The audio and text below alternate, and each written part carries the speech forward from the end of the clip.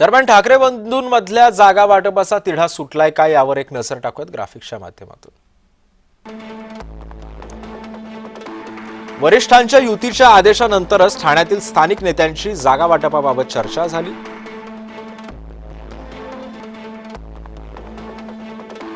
जागा वाटपाचे प्रस्ताव तयार करून स्थानिक नेत्यांच्या बैठका सुद्धा पार पडल्या।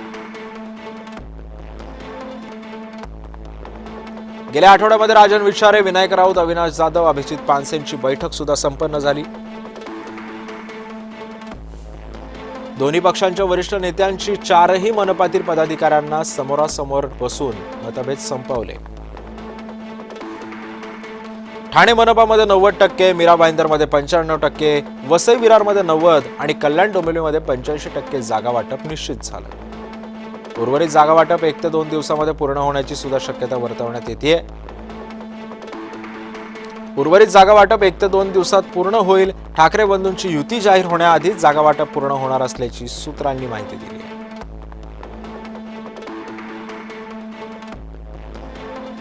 जागा वाटप करताना काँग्रेस राष्ट्रवादीबाबत अजूनही चर्चा नाहीये।